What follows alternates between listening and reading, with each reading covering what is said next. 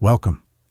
Thank you for choosing to spend your time here, for joining me on this quiet path. Find a comfortable space, allow your breath to soften, and let the gentle rhythm of the journey begin.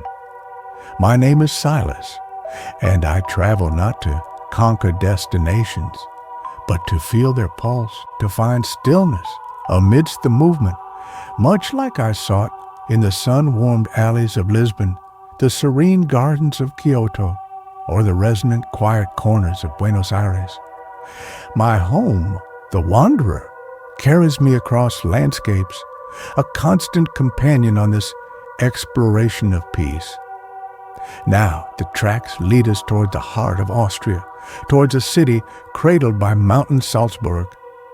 Here the air itself feels different, crisp and clean, carrying the faint scent of pine from the nearby peaks.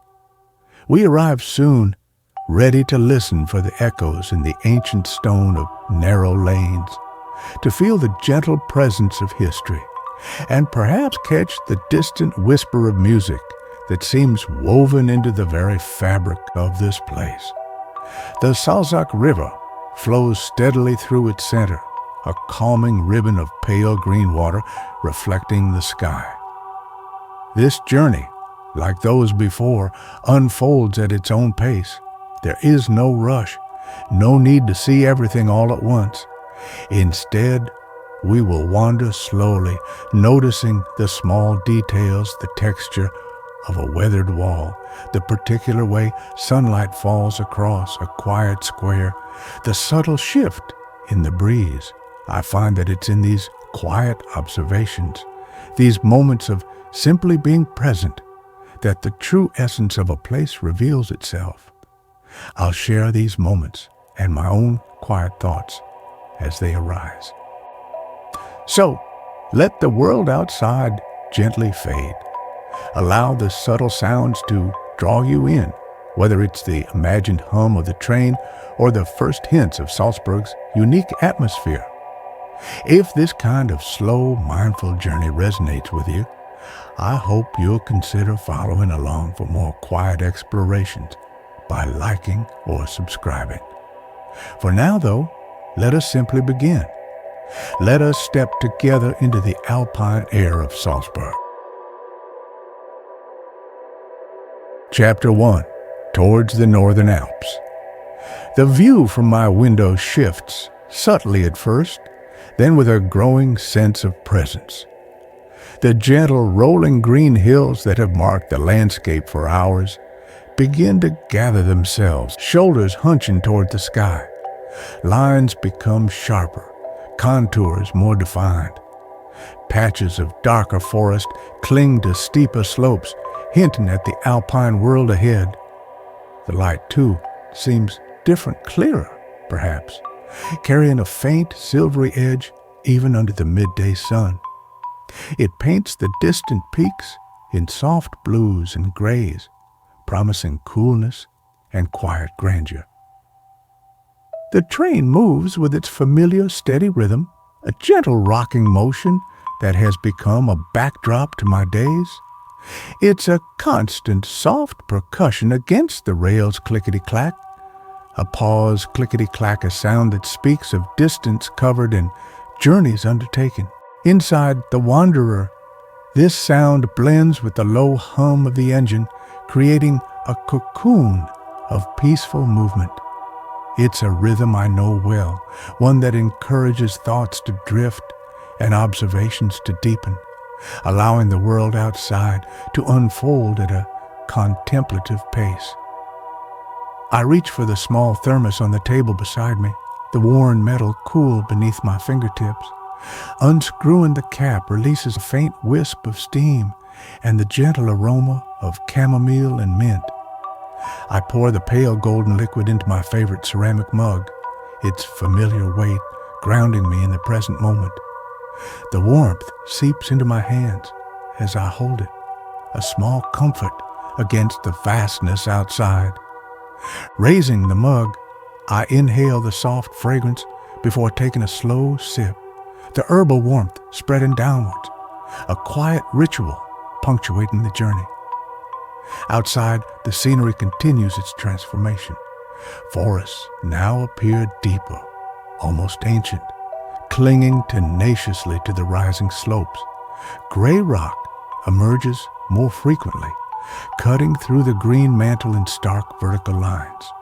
Far above, on the highest ridges, I think I see a dusting of white, perhaps lingering snow, or just the way the light catches the pale stone. It feels like entering a different realm, one where nature asserts its presence more forcefully, yet retains a profound sense of stillness. The scale is immense, humbling. Travel like this offers a unique perspective. It's not just about moving from one point to another, but about witnessing the transitions, the subtle shifts in geography and atmosphere. There's a beauty in the gradual unfolding, in seeing how landscapes connect and diverge. It allows time for reflection, for thoughts to surface and gently dissipate like clouds against the mountains. There's a quiet joy in simply being an observer, letting the world reveal itself moment by moment, without expectation. Within my carriage, familiar textures offer quiet reassurance. The smooth, aged wood of the paneling glows softly in the daylight, filtering through the large window. The worn leather of my armchair feels supple beneath my hand. On the small table, my notebook lies closed, its cover softened with use, waiting patiently. The air holds the faint, comforting sense of old books, polished wood, and perhaps a lingering trace of the herbal tea. It's my small, moving sanctuary, a consistent haven amidst the ever-changing world outside. I unfold the simple map I keep tucked in my satchel. My finger traces the blue line representing the railway tracks, following its curve towards a cluster of buildings nestled beside a river marked Salzburg. The name itself seems to hold a certain resonance, suggesting salt mines and castles, music and mountains. I study the contours surrounding the city, the green shading indicating the hills, the Mönchsberg, the Kapuzinerberg names that feel both grounded and slightly mythical. My thoughts drift towards arrival, towards stepping out into that Alpine air. As the afternoon begins its slow descent, the light softens further, casting long shadows across the valleys. The mountains seem to draw closer, their presence more immediate, their peaks catching the lowering sun in hues of pale gold and rose. The train slows almost imperceptibly, the rhythm of the wheels changing slightly. A quiet anticipation settles within me, a readiness to meet this new place not with demands, but with open curiosity. Salzburg awaits, nestled in its alpine embrace. Chapter 2. Echoes in Stone. The train glides to a final smooth stop. A gentle sigh escapes the brakes, and then a moment of profound stillness settles over the carriage before the quiet sounds of arrival begin, the soft click of doors opening, distant announcements murmuring through speakers. I take a slow breath, gathering my small satchel, the familiar weight, a comforting presence. Opening the door of the wanderer, I step down onto the platform, and the air that greets me is instantly noticeable crisp, cool, carrying a freshness that speaks of altitude and open spaces. Salzburg Hauptbahnhof isn't overwhelmingly grand, but it possesses a clean, organized feel, a blend of modern efficiency and perhaps older, more solid foundations beneath the surface. The light filtering through the high roof feels bright, reflecting off polished floors. People move with a certain calm purpose, their footsteps echoing slightly in the large space. The sounds are distinct, the smooth roll of suitcase wheels, snippets of conversation in German, the periodic clear chime of an announcement bell, There's an undercurrent of gentle activity, not the frantic rush of larger city terminals. I take a moment, standing near my carriage, simply to absorb this initial atmosphere. My eyes trace the lines of the station architecture, sturdy pillars, wide platforms, clear signage. There's a sense of order, of things functioning smoothly. I watch passengers greet each other, briefcases in hand, scarves wrapped against the coolness. There's no sense of urgency needed. I adjust the strap of my satchel on my shoulder, feeling the familiar leather, and begin to walk slowly towards the main concourse, letting my senses gather these first impressions. The murmur of German voices is the dominant sound, a language whose cadence feels both precise and melodic here. It mixes with the soft whoosh of automatic doors and the distant rumble of unseen trains. I pass shops displaying local chocolates, Mozart Kugeln, wrapped in their distinctive foil, and stands offering pretzels and pastries. The scents are subtle, clean, perhaps a hint of baked bread, but mostly just the fresh, cool air circulating through the vast space. It feels different from the stations of warmer climes, carrying that distinct Alpine signature. Emerging from the main entrance, the city reveals itself more fully. Immediately, the presence of the mountains is undeniable. Even here, near the station, green hills rise steeply in the near distance, their wooded slopes a constant backdrop. The buildings nearby seem solid, well-maintained, with clean lines and pitched roofs, characteristic of the region. The sky above is a vast expanse of pale blue, the sunlight bright but lacking intense heat.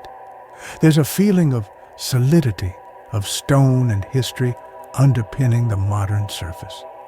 I decide against a taxi, preferring to feel the city unfold at a walking pace, or perhaps via the quiet efficiency of the tram system. A nearby stop indicates a line heading towards the river, towards the Altstadt, the old town. Waiting briefly, I observe the people around me. Their faces seem open, their movements unhurried. The air remains crisp, invigorating. It feels good to be still for a moment, simply watching the flow of daily life against this impressive backdrop. The tram arrives with a gentle electric hum, its doors gliding open smoothly. I find a seat by the window, and the journey begins, carrying me away from the station and deeper into the city's embrace. We pass sturdy apartment buildings, small shops, glimpses of church spires rising above the rooftops. The movement is smooth, quiet, allowing for easy observation. Through the window, the mountains remain a steadfast presence, peeking between buildings, anchoring the city to the landscape. As we draw closer to the Altstadt, the architecture begins to shift subtly. Ornate details appear on facades, windows become arched, and the feeling of history deepens. The stone seems older here, weathered by time and seasons. I glimpse the Salzach River, its surface shimmering in the light. A sense of quiet elegance begins to emerge, a feeling that resonates with the crisp air and the majestic surroundings. This is Salzburg, revealing its character slowly, stone by stone, echo by echo. Chapter 3. A quiet nook near the Kapuzinerberg. The guest house is tucked away on a side street, just a short walk from the river, near the base of the densely wooded Kapuzinerberg hill. Its facade is simple, painted a warm, pale ochre, with dark wooden shutters framing the windows. Entering the cool hallway, I'm greeted by the faint scent of beeswax and something clean, perhaps dried lavender.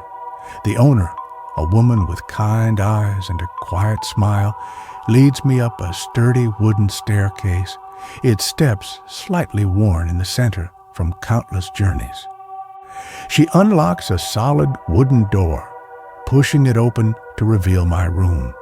It's not large, but immediately feels welcoming.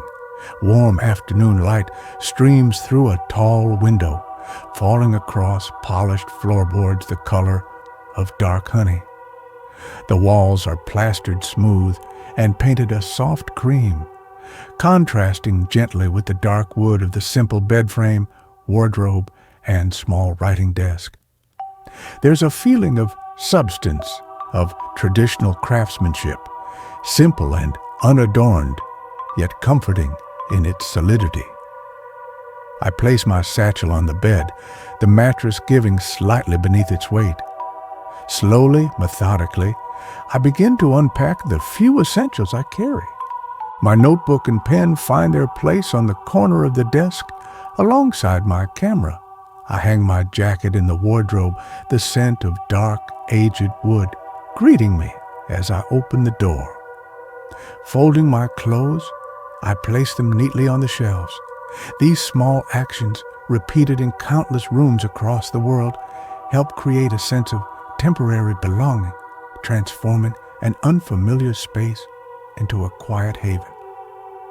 The room feels peaceful, a stillness settling around me now that the gentle sounds of arrival have faded. I walk toward the window, drawn by the light. It overlooks a narrow, cobbled lane below, and beyond the neighboring rooftops, the steep, tree-covered slope of the Kapuzinerberg rises like a protective green wall. Its presence feels immediate, calming, a reminder of the nature that surrounds and permeates this city. The view isn't grand or panoramic, but intimate and grounding. I unlatch the window, pushing the two halves outwards. The cool, crisp Salzburg air flows in, instantly refreshing the room. With it come the subtle sounds of the neighborhood, the distant chime of church bells marking the hour, the muted voices of people passing in the lane below, speaking quietly in German, the rustle of leaves from the nearby hill stirred by a gentle breeze. It's a peaceful soundscape, weaving together the threads of city life and the natural world without any jarring notes. Sitting down at the small wooden desk, I run my hand over its smooth surface. It feels solid, sturdy, ready to hold thoughts and observations. From here, I can see the textures of the building opposite the weathered plaster, the dark wood of its window boxes overflowing with geraniums, their red blooms vibrant against the pale walls. It's the small details that capture my attention, the quiet beauty found in everyday scenes. A feeling of contentment settles over me, a gentle easing into this new place. There's a quiet comfort in finding such a space after a journey. A simple room, clean and warm, offering refuge and a place to rest. It's a base from which to explore, but also a sanctuary to return to. The solidity of the old building, the view of the hill, the gentle sounds drifting in, they all contribute to a sense of peace. I take a deep breath, inhaling the fresh Alpine air mixed with a faint scent of old wood, and feel the tension of travel gently dissolve. For now, there is nothing else to do but be here, to let the quiet atmosphere of the room seep in, to listen to the gentle rhythm of the neighborhood outside. Perhaps later, I will venture out for a slow walk. But for this moment, stillness feels right.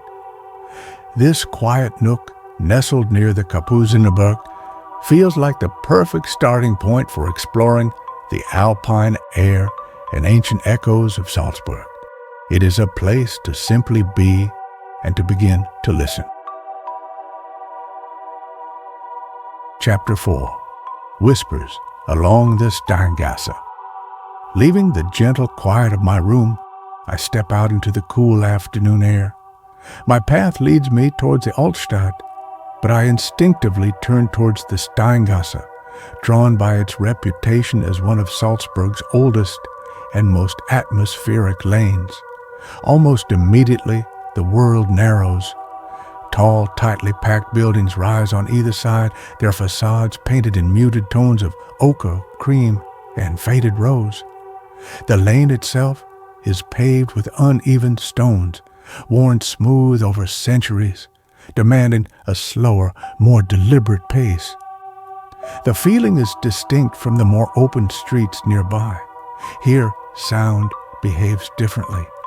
My footsteps echo softly against the stone walls, creating an intimate soundscape. The usual city hum fades, replaced by a more profound quiet, broken only by the occasional distant church bell or the murmur of voices drifting from an upper window. It feels like stepping into a different time, a narrow passage holding the whispers of history within its stones. Sunlight struggles to reach the ground directly, filtering down in soft shafts, creating areas of deep shadow and gentle illumination. I walk slowly, letting my eyes wander over the details.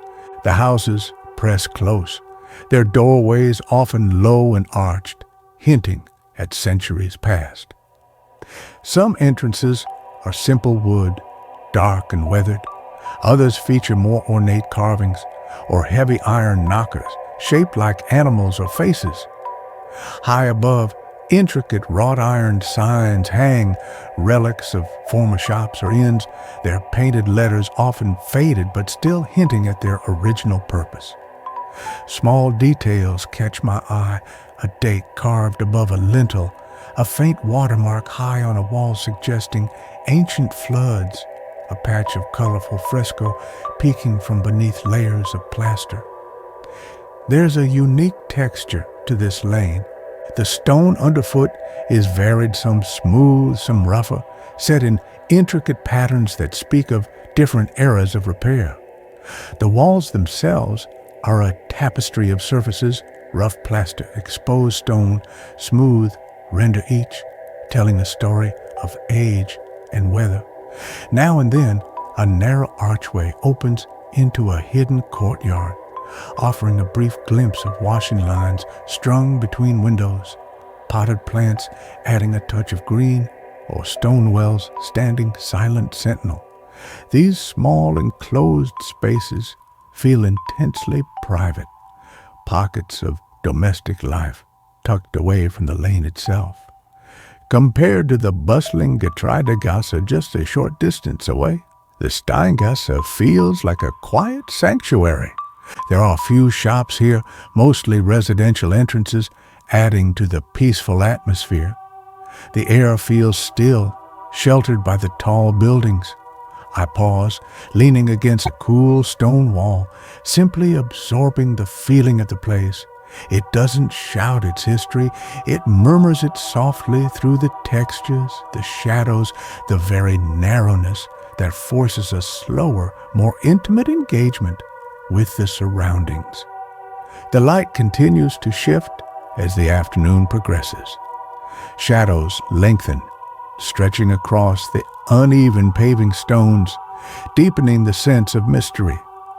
Where sunlight does strike, it illuminates the texture of a wall or highlights the curve of an ancient drain pipe, transforming mundane details into objects of quiet beauty.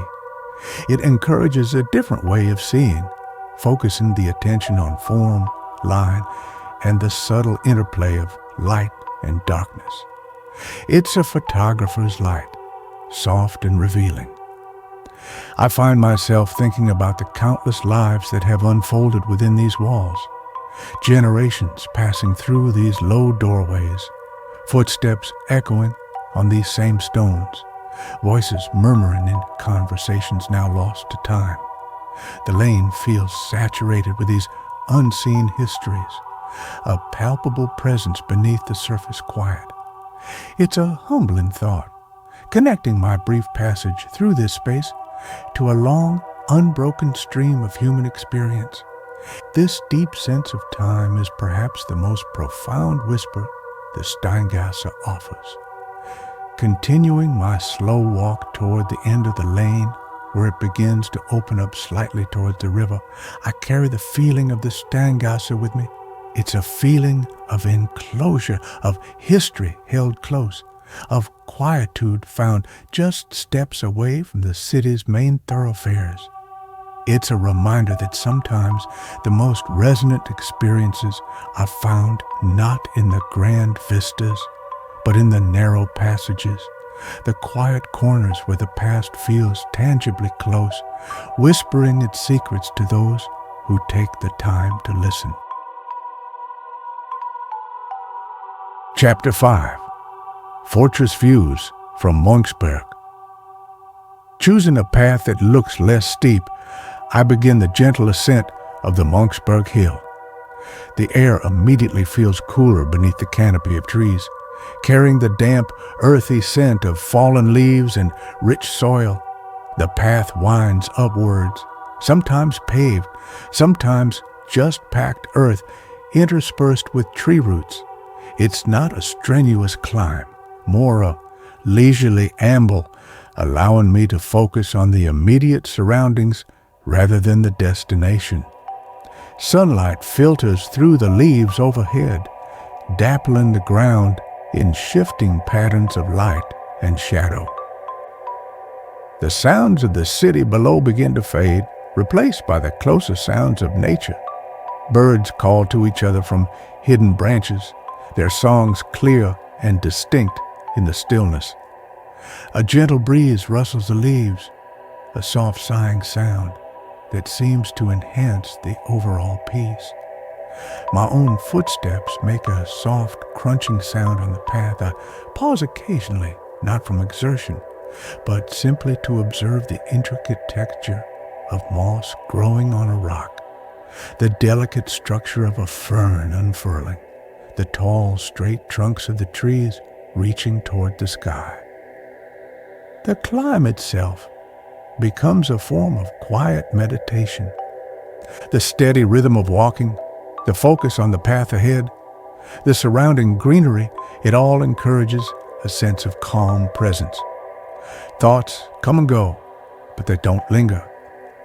My attention is held by the sensory details of the ascent, the feel of the slightly uneven ground beneath my comfortable shoes, the changing quality of the light as I move through denser patches of woodland, the simple pleasure of moving my body through this natural space so close to the city. After a while, the trees begin to thin slightly and glimpses of the view open up between the trunks. Rooftops appear below, a mosaic of terracotta tiles and gray slate, punctuated by the green spires of churches. Then, as the path levels out onto a wider clearing near the Museum der Moderne, the full panorama reveals itself. I stop, drawing a quiet breath, taking in the expanse laid out before me like a living map. The entire Altstadt spreads beneath, nestled in the curve of the Salzach River. The river itself winds through the city, a ribbon of pale, opaque green, its bridges looking like delicate threads from this height. Across the water, the Kapuzinerberg rises, its wooded slopes mirroring the hill I stand upon, and dominating the skyline, perched atop its own formidable hill, is the Salzburg fortress. Its white walls and imposing towers stand stark against the blue sky, a symbol of history and power, yet from here it feels integrated into the wider landscape, part of the city's enduring story. I find a weathered wooden bench positioned perfectly at the edge of the viewpoint, slightly away from the main path. Sitting down, the wood feels smooth and slightly warm from the afternoon sun. From this vantage point, the sounds of the city are muted, a low, indistinct hum rather than individual noises. The dominant sounds are the wind sighing gently in the trees around me and the occasional cry of a bird soaring overhead. It feels peaceful, removed, offering a sense of perspective both literally and figuratively. Looking down, I can trace the path of the Steingasse where I walked earlier, now just a thin shadow between the buildings. I see the grand dome of the Salzburg Cathedral, the open squares, the intricate pattern of streets and alleys. Seeing it all laid out like this reinforces the city's connection to its landscape, the way it nestles between the hills, follows the river's course, looks up towards the fortress. It's a city shaped by its geography, held within the embrace of nature. Staying here for a while, simply observing, feels right. There's no need to rush onwards. The sun warms my face. The breeze cools my skin. I watch small figures moving on the bridges below, boats leaving tiny wakes on the river's surface. The fortress stands timeless, watchful. This quiet moment of contemplation, surrounded by the calm of the forest and overlooking the sleeping beauty of the city, feels like a gift. It's a reminder of the value of seeking height, not for conquest, but for perspective and peace. Chapter 6. The Ritual of Kaffee and Kuchen. Drawn by the promise of warmth and quiet reflection, I find myself pushing open the heavy wooden door of a traditional coffee house. It's tucked away on a less crowded street, its windows slightly steamed, hinting at the cozy atmosphere within. A small melodic bell announces my arrival, its gentle chime fading quickly into the room's soft murmur. The air inside is warm, thick, with the rich, comforting aroma of roasted coffee beans and sweet pastries, layered over the faint scent of old wood and perhaps a hint of vanilla. The interior is dimly lit, creating an atmosphere of intimacy and calm. Dark wood panels line the walls, reflecting the soft glow from shaded lamps placed on small tables. Plush velvet banquettes, perhaps a deep burgundy or forest green, offer inviting seating along the wall, while sturdy wooden chairs accompany small marble-top tables scattered throughout the room. A few patrons are dotted around, some reading newspapers attached to wooden holders, others engaged in quiet conversation, their voices low and indistinct. There's a sense of unhurried time here, a space designed for lingering. I choose a small table in a quiet corner, offering a view of the room without feeling exposed. The chair creaks faintly as I settle into it, the velvet slightly worn but comfortable. A waiter dressed in a traditional crisp white shirt and black apron approaches quietly, offering a polite nod and placing a small glass of water on the table without a word. It's a simple, customary gesture, part of the established ritual of the coffee house. I take a moment, absorbing the peaceful ambience before making my choice. Ordering feels like participating in a time-honored tradition. I opt for a Wiener Melange *, the classic Viennese coffee preparation similar to a cappuccino, and a slice of Apfelstrudel *. The waiter notes my order with another quiet nod and disappears towards the counter, where polished machines gleam softly under focused lights. The gentle clinking of porcelain cups and silver spoons forms a soft background melody, punctuated occasionally by the low hiss of the espresso machine, sounds that feel intrinsic to this environment. My coffee arrives first, served in a delicate porcelain cup resting on a matching saucer, a small silver spoon placed precisely alongside. The Melange * itself is beautiful, a swirl of dark coffee, topped with a cloud of steamed milk and foam.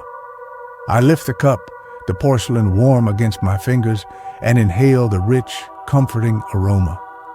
The first sip is smooth, warm, slightly bitter, yet mellowed by the creamy milk. It feels grounding, centering, a perfect accompaniment to a quiet afternoon pause. Soon after, the asterisk Apfelstrudel asterisk arrives on a separate plate, dusted lightly with powdered sugar. The pastry is flaky, golden brown, revealing layers of thinly sliced apples, raisins, and perhaps a hint of cinnamon visible through the delicate crust. Steam rises gently from it, carrying a sweet, warm scent. Using the small fork provided, I break through the crisp pastry. The apples inside are soft, sweet, but with a slight tartness, complemented by the plump raisins. Each bite is a small pleasure, a blend of textures and familiar comforting flavors. Sitting here, slowly savoring the coffee and strudel, feels like stepping outside the normal flow of time.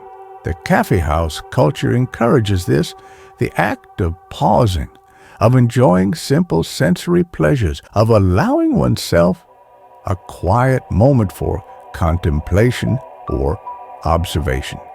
I watch the other patrons, an elderly man carefully turning the pages of his newspaper, two friends leaning in for a hushed conversation, a woman gazing thoughtfully out the window. There's a shared understanding here, an appreciation for this quiet interlude in the day. The warmth of the coffee, the sweetness of pastry, the comfortable chair, the soft murmur of the room, it all combines to create a deep sense of well-being. My thoughts slow down, mirroring the unhurried pace of the coffee house itself. I feel no pressure to leave, no need to rush. This is a place designed for lingering, for allowing the mind to wander gently. It's a simple ritual, Kaffee und Kuchen, but one that feels deeply satisfying, offering both physical comfort and a moment of quiet mental respite amidst the explorations of the day. Chapter 7. Mirabell's Quiet Patterns. The entrance to the Mirabell Gardens is grand, leading towards iconic views, often bustling with visitors. I feel myself drawn, however, towards the quieter peripheries, seeking the garden's essence away from the main pathways. Turning left, I follow a gravel path that winds behind a tall, immaculately trimmed hedge. The sound of footsteps on the loose stones is a soft, rhythmic crunch, a grounding sound that replaces the distant chatter near the entrance. Here, the atmosphere shifts, becomes more secluded, more intimate. The formal design is still evident, but experienced differently. Instead of the wide vistas, my attention is caught by the intricate details. The hedge itself is a marvel of precision, its surface a dense tapestry of dark green leaves, clipped into sharp, clean lines and elegant curves. Sunlight catches the edges, highlighting the geometry. I run my fingers lightly over the leaves. They feel cool and slightly waxy. There's a quiet dedication evident in this level of meticulous care, a dialogue between human intention and natural growth. I find a solitary wooden bench tucked into an alcove formed by the hedges, partially shaded by a mature tree. Sitting here feels like being in a small green room open to the sky. Before me lies a section of the parterre gardens, elaborate patterns laid out in low-growing boxwood hedges. Within these geometric borders, beds of flowers bloom in carefully orchestrated colors, perhaps deep purple pansies bordering bright yellow tulips, or soft pink roses arranged in perfect circles. The effect is like looking at a living embroidery, detailed and precise. From this vantage point, the famous views, the Pegasus Fountain, the backdrop of the fortress are less prominent. Instead, the focus is on the patterns underfoot, the textures of leaves and petals, the subtle variations in color. I watch a bee move purposefully from one bloom to another, its low buzz a gentle sound in the stillness. A gardener works quietly nearby, kneeling beside a flower bed, carefully removing weeds, his movements slow and deliberate, seemingly attuned to the garden's peaceful rhythm. The air here smells sweet, a blend of floral perfume, freshly cut grass, and damp earth. It's a cultivated fragrance, different from the wilder scents of the Mönchsberg forest, but equally pleasant. The sounds are gentle, the distant splash of a fountain I cannot see, the rustle of leaves in the slight breeze, the occasional bird song from the branches overhead. It's a curated tranquility, a man-made oasis designed for peaceful contemplation, and in these quiet corners, that intention feels fully realized. I notice the play of light and shadow on the flower beds. As the sun moves, different colors seem to brighten or recede, the patterns shifting subtly. The shadows cast by the tall hedges create deep contrasts, emphasizing the shapes and forms. It's these small, transient details that hold my attention the way a single drop of dew clings to a petal, the intricate veining on a leaf, the soft drift of pollen in the air. The garden reveals its beauty slowly, rewarding quiet observation. There's a particular kind of peace to be found in such order, in the deliberate arrangement of natural elements. It speaks of care, patience, and an appreciation for form. While the wildness of the mountains surrounding Salzburg offers one kind of tranquility, the cultivated beauty of Mirabell offers another, a sense of harmony achieved through human artistry working in concert with nature. It's a different facet of Salzburg's character, this blend of formal elegance and natural splendor. Eventually, I rise from the bench, feeling refreshed by the quiet interlude. I continue my walk along the gravel paths, exploring other hidden corners, admiring the precision of the topiary, the symmetry of the layouts. I avoid the central axis, content to experience the garden through its quieter details, its subtle patterns. Mirabell, experienced this way, offers not just visual beauty, but a gentle reminder of the quiet satisfaction found in order, care, and the appreciation of intricate living design. Chapter 8. Flowing with the Salzach. Drawn toward the sound of moving water, I find myself walking along one of the paved paths that flank the Salzach River. The path is wide, allowing ample space for walkers and the occasional cyclist who passes by with a soft whirring sound. On one side, the city rises, its buildings presenting a varied skyline. On the other, the river flows steadily, a constant calming presence. The air feels different here, slightly cooler, carrying the faintest damp scent from the water. The Salzach itself is a character in the city's story. Its water isn't clear blue or sparkling, but a distinctive pale opaque green, almost milky in appearance. This color comes from the minerals carried down from the Alps, a constant reminder of the river's mountain origins. Its surface reflects the sky and the buildings along its banks in soft, distorted shapes, the colors muted by the water's own hue. Watching the steady, purposeful flow has a soothing effect, a visual representation of continuity and gentle persistence. I pause, leaning against the cool metal railing of the Mozartsteg, a graceful pedestrian bridge. From this vantage point, I can look both upriver and downriver.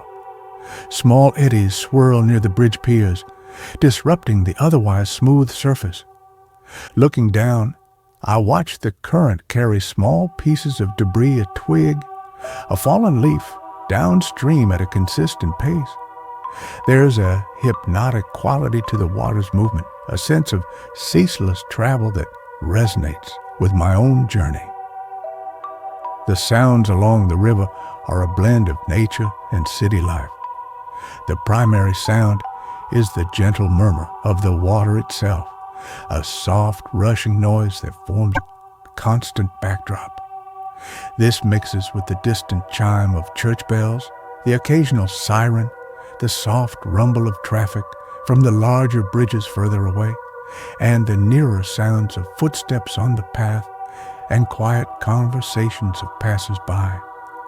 Sometimes a snatch of music might drift from an open window or a street performer further along the bank. It's a soundscape that feels alive, yet fundamentally peaceful. I continue my walk along the path, heading downstream. The perspective changes slowly. New buildings come into view, older ones recede.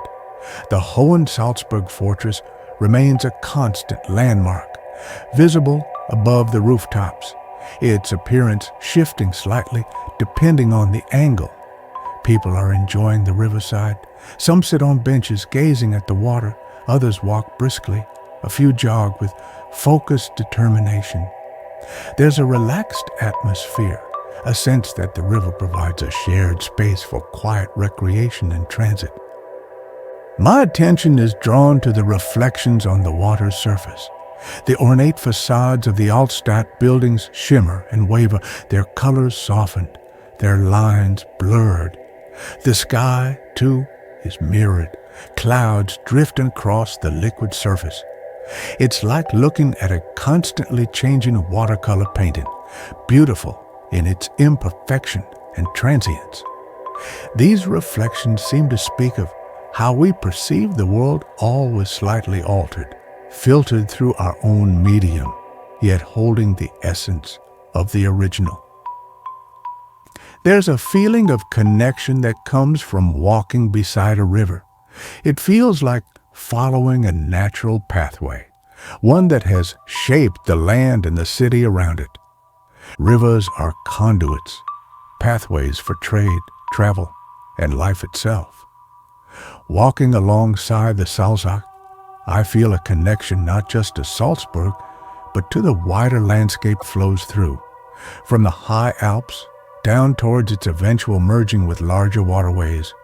It evokes thoughts of journeys, both literal and metaphorical, of beginnings and endings, and the continuous flow in between.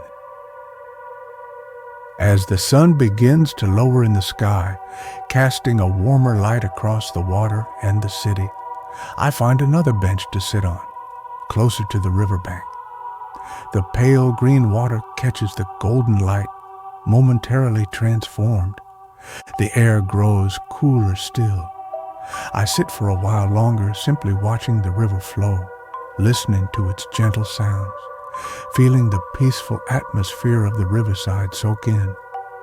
The Salzach has offered a different kind of quiet, a tranquility found in movement and reflection, a perfect counterpoint to the stillness found within the city's stone walls and gardens. Chapter 9. Packing Alpine Air. Back in the quiet haven of my room near the Kapuzinerberg, the late afternoon light streams softly through the window, illuminating dust motes dancing in the air.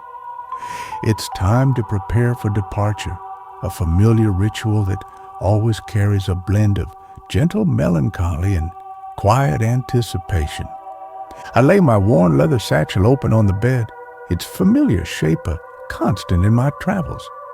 The process of packing is slow, deliberate, each item handled with mindful attention. I begin by folding the few clothes I've worn during my stay.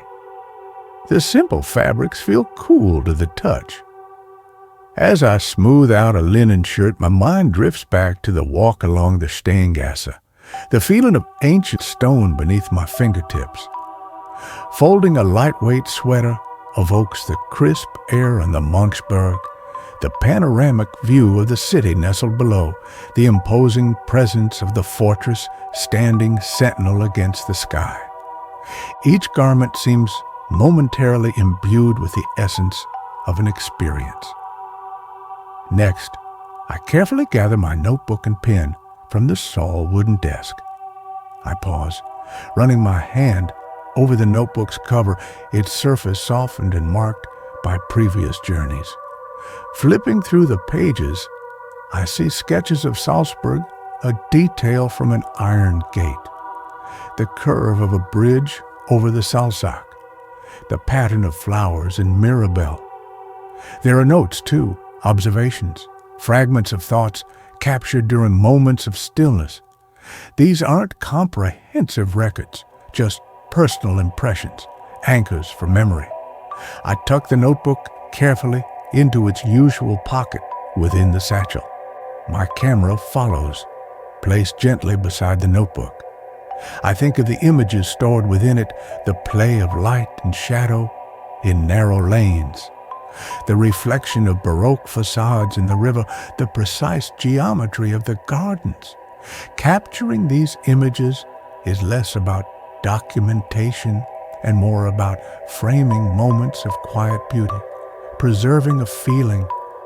Packing the camera feels like carefully stowing away these visual memories, ready to be revisited later, perhaps on a long train journey.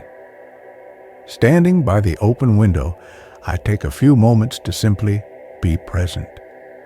I breathe in the cool Salzburg air one last time, trying to imprint its unique quality, that blend of alpine freshness, perhaps a faint hint of wood smoke from a distant chimney, the underlying scent of old stone. I listen to the familiar sounds of the neighborhood, the distant church bells that have marked the hours of my stay, the quiet murmur of German voices from the lane below, the rustle of leaves from the nearby Kapuzinerberg. Looking out at the view, the neighboring rooftops, the steep green slope of the hill, I feel a sense of quiet gratitude. Salzburg revealed itself gently, offering moments of profound peace amidst its historical grandeur and natural beauty. From the echoing quiet of ancient lanes to the expansive views from hillside paths, from the comforting ritual of the Kaffee house to the steady flow of the river, the city resonated with a calm, elegant spirit. It's a feeling I want to carry with me. With everything carefully placed within the satchel clothes, notebook, camera, a small map, a half-read book, I draw the straps tight and buckle them securely. The bag feels comfortably weighted, holding just the essentials, along with the intangible impressions of the past few days. It sits ready by the door, a faithful companion prepared for the next stage of the journey. The room, now almost empty, feels different, expectant, waiting for its next temporary resident. A final glance around the simple, peaceful room, the polished floorboards glowing in the low light, the sturdy wooden furniture, the window framing the view of the Kapuzinerberg. It has been a good place to rest, a true haven. There's a quiet acknowledgement of departure, a silent farewell to this temporary home. Carrying my satchel, I close the door softly behind me, stepping back out onto the worn wooden stairs, ready to return to the gentle motion of the wanderer, carrying the essence of Salzburg's alpine air within me. Chapter 10. The Wanderer Moves On. The familiar platform of Salzburg Hauptbahnhof feels different now, viewed through the lens of departure. The crisp air is the same, the gentle bustle of travelers continues, but my perspective has shifted. I walk towards the Wanderer, its deep green carriage a welcome sight, a beacon of familiarity. Stepping aboard feels like coming home, the scent of aged wood and leather immediately comforting, the subtle hum of its ready systems a soothing sound. I slide the door closed, muffling the station sounds, creating an immediate sense of peace and privacy. Placing my satchel on the seat opposite mine, I sink into my usual armchair, the worn leather conforming to my shape. Through the large, clean window, the platform scene unfolds, people saying goodbye, checking watches, adjusting luggage. It's a scene I've witnessed countless times, yet each departure holds its own quiet poignancy. With a barely perceptible jolt, the train begins to move, slowly at first, gliding almost silently past the platform, then gradually picking up speed. Buildings slide past the window, the station architecture, nearby hotels, glimpses of residential streets. Soon, the city itself begins to recede. I watch as church spires and familiar roof lines grow smaller, framed by the ever-present hills. The Salzach River makes a final appearance, a brief flash of pale green water crossed by a bridge. For a while, the Hohensalzburg fortress remains visible, perched majestically on its hill, a final enduring image of the city. It stands silhouetted against the sky, a steadfast guardian watching over the valley. Seeing it shrink into the distance evokes a quiet sense of completion, of having experienced a place held under its watchful gaze. Then, as the train curves gently, the fortress disappears behind a fold in the landscape, and Salzburg is relinquished to memory. The rhythm of the train settles into its familiar cadence, clickety-clack, pause, clickety-clack, the steady beat of onward travel. The scenery outside begins its slow transformation back towards rolling hills and open countryside, the reverse of the journey that brought me here. The light outside is soft, the day gently fading. Inside the carriage, warm lamps begin to glow, casting a cozy light on the familiar wooden paneling and comfortable furnishings. I lean my head back against the armchair, closing my eyes for a moment, letting the sensations of the journey settle, the gentle rocking motion, the soft hum of the engine, the feeling of being enclosed in this moving sanctuary. Within me, I carry the impressions of Salzburg, the crispness of the Alpine air, the resonance of stone, the taste of coffee and Apfelstrudel asterisk, the patterns of Mirabell, the steady flow of the river. These sensory memories layer themselves onto the ongoing tapestry of my travels. Reaching into my satchel, I retrieve my notebook. Opening it to a fresh page, I pick up my pen. For a few moments, I simply hold it, looking out at the darkening landscape, gathering my thoughts. Then, slowly, I begin to write. Not a detailed account, but impressions, feelings, a few key words to capture the essence of Salzburg as I experienced it.